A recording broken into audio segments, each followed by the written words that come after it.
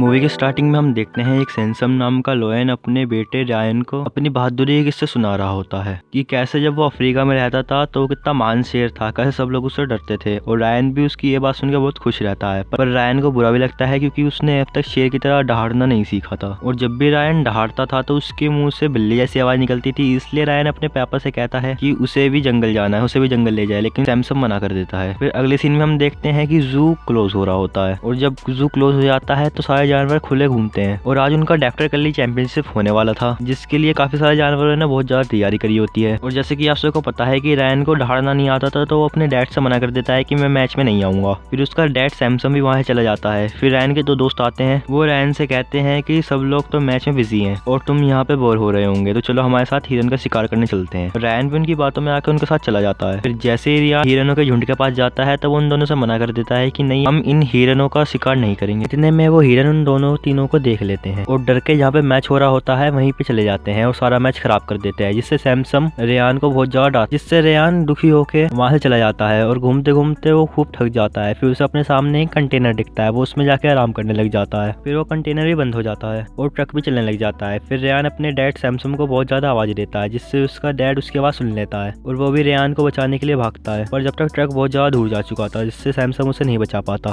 फिर सैमसन एक कबूतर के पास जाता है, उससे पूछता है कि वो सारे ट्रक कहाँ जाते हैं। फिर वो कबूतर भी उसे बताता है कि वो सारे ट्रक कहाँ जाते हैं। फिर सैमसन रेयान को बचाने के लिए जू से बाहर जाने को तैयार हो जाता है, पर रेयान के चार दोस्त भी सैमसन के साथ जाने को कहते हैं, पर सैमसन उन सबकी जान पे खतरा नहीं डाल सकता था, इसलिए वो उन सबको मना कर देता है और एक गिलहरी को ले जाता है अपने साथ, जिसका नाम बैनी होता है। फिर सैमसन उस गिलहरी के साथ एक गार्बेज ट्रक में चला जाता है। थोड़ी दूर जाने के बाद उसे पता लगता है कि बाकी के चार दोस्त भी इसी गाड़ी में है, लेकिन उनके अचानक से आ जाने से बैनी को धक्का लग जाता है, जिसके कारण बैनी ट्रक से नीचे गिर जाता है। फिर वो ट्रक एक सिटी में आकर रुक जाती है। फिर वो सब लोग रेयान को ढूंढने लग जाते हैं, पर वहाँ पे उनके पीछे कुछ कुत्ते लग जाते हैं। फिर वो उन कुत्तों से बचने के लिए एक सीवर में जाकर छुप जाते हैं, जहाँ पे उन्हें दो मगरमच्छ मिलते हैं। फिर वो मगरमच्छ उन्हें वहाँ पहुँचा देते हैं जहाँ पे उन्हें जाना होता है। फिर वो ऐसी जगह निकलते हैं जहाँ पे बहुत सारे कंटेनर होते हैं। फिर सैमसन की नज़र रायन वाले कंटेनर पर पड़ जाती है। फिर वो उसके पीछे भगता है, लेकिन जब तक वो शिप में लोड करा दिया जाता है और वो शिप वहाँ से निकल जाता है। फिर सैमसन और उन सबको पता लगता है कि वो सब एक बोट के ऊपर खड़े हुए हैं। फिर वो बोट भी चलने लग जाती है। उस बोट में एक इंसान था, जिसे सैमसन और बाकी जानवर मिलकर डरा देते हैं। फिर वो आदमी पानी में कुद्दी मार देता है। फिर सैमसन भी कैसे न कैसे करके बोट को चलाना सीख जाता है। फिर वो उस नाव की मदद से उस शिप का पीछा करते हैं। फिर हम देखते हैं कि बैनी भी वहाँ पे आ जाता है कुछ चिड़ियाओं की मदद से। फिर हम देखते हैं कि वो शिप बहुत ज्यादा आगे निकल चुकी होती है। फिर वो चिड़ियाएं उन्हें शिप की डायरेक्शन बताते हैं। फिर वो सब उस आइलैंड पर चले जाते हैं जहाँ पे बहुत सारी शिप होती हैं। वहाँ पे इतनी सारी शिप इसलिए थी क्योंकि यहाँ पे वो आइलैंड था, वहाँ पे एक वोल्केनो था जो कि किसी भी टाइम फट सकता था। उसी से बचाने के लिए जानवरों को उन कंटेनर में भर के वापस लाया जा रहा था। फिर सैमसन की नजर रेयान पे पड़ती है, जो काफी डर चुका था। फिर वो सैमसन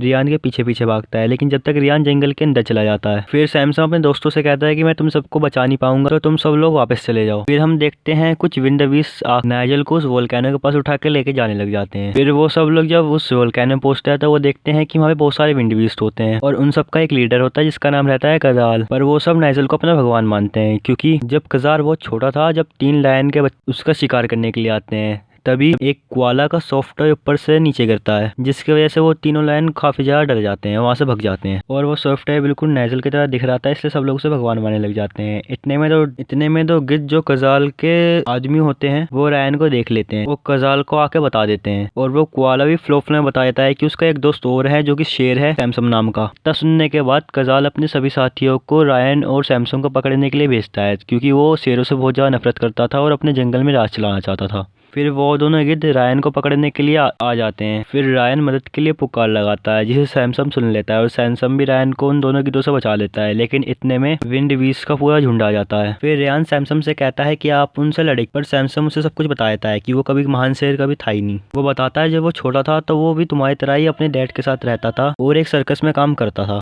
असल में उसे भी कभी शेर की तरह दहाड़ना आया ही नहीं, वो भी बिल्ली जैसी आवाज निकालता था। ये देख के उसके डैड बहुत ज्यादा गुस्सा हो गए थे, उसे छोड़ के चले गए थे। फिर हम अगले सीन में देखते हैं कि विंडवीस का झुंड वहाँ पे आ जाता है जहाँ पे वो दोनों बैठे हुए होते हैं। फिर वो सब लोग उस पेड़ को गिरा देते हैं। जिसकी वजह से रायन और सैमसम भी नीचे गिर जाते हैं। फिर वो सब लोग रायन को ले जाते हैं। फिर वो सब जब वोल्केनो में पहुंचते हैं तो रायन देखता है कि उन सब ने लैरी और रिचर्ड को भी पकड़ लिया होता है, पर बैनी कैसे न कैसे करके बच जाता है। फिर बैनी को सैमसम बेहोश मिलता है। फिर सैमसम उसमें आगे कहता है कि मैं हार गया, मैं अपने बेटे को नहीं बचा पाया। फिर बैनी सैमसम से कहता है शेर चाहे जंगल का हो या सर्कस का, शेर शेर रहता है। इस बात को सुन के सैमसम बहुत ज्यादा जोश में आ जाता है। फिर वो रायन को बचाने के लिए जाता है। फिर उन्हें रास्ते में बहुत सारे गिरगिटों का झुंड मिलता है जो उन विंड बीस्ट से बहुत ज्यादा परेशान थे और वो भी उनकी मदद करने के लिए तैयार हो जाते हैं। फिर वो सब लोग मिलकर एक प्लान बनाते हैं। फिर गिरगिटों की मदद से सैमसम अपने आप को इनविजिबल कर लेता है और बाकी विंड बीस्ट का ध्यान खींचता है अपनी ओर। इतने में बैनी पीछे से सब जानवरों को बचा रहा होता है, पर वोल्केनो की गैस की वजह से उनका राज खुल जाता है। फिर केजार रायन को मारने के लिए आगे बढ़ता है, लेकिन सैमसम उसके सामने आ जाता है। फिर उन दोनों के बीच में लड़ाई होती है, लेकिन केजार उस पर भारी पड़ रहा होता है। फिर बाकी के जानवर भी सैमसम की मदद करने लग जाते हैं। फिर रायन भी कूदी मारता है केजार के ऊपर। फिर वो फाइनली एक शेर की तरह दहाड़ता है, लेकिन वो ज्यादा कुछ कर नहीं पाता है। फिर कैसे न कैसे करके सैमसम भी उसे अपने ऊपर से हटा देता है और दूर फेंक देता है। फिर केजार अपनी टीम को ऑर्डर देता है कि उन सबको मार दो, लेकिन उसकी टीम उसके ऑर्डर को फॉलो नहीं करती और उनसे कहती है कि केजार कभी भी किसी के बारे में नहीं सोचता और सबको डरा के रखता है। ये बात सुनकर केजार को बहुत ज्यादा गुस्सा आ जाता है और वो सैमसम को मारने के लिए आगे बढ़ता है, लेकिन अब की बार सैमसम इतनी तेज दहाड़ता कि केजार पीछे जाके गिर जाता है। फिर सैमसम की दहाड़ की वजह से वोल्केनो भी इरप्ट होने लग जाता है। बाकी सारे जानवर वहां से भागते हैं अपनी जान बचाने के लिए, पर केजार भाग नहीं पाता और वहीं पे मर जाता है। फिर बाकी सब जानवर बोट की मदद से वहां से वापस आ जाते हैं। तो बस इस मूवी में इतना ही था, और चैनल को जरूर सब्सक्राइब करना, वरना वरना वरना क्या यार, कर ही देना, वरना तुमसे ऐसी बढ़िया बढ़िया मूवी छूट जाएंगी। और लाइक जरूर करना बस।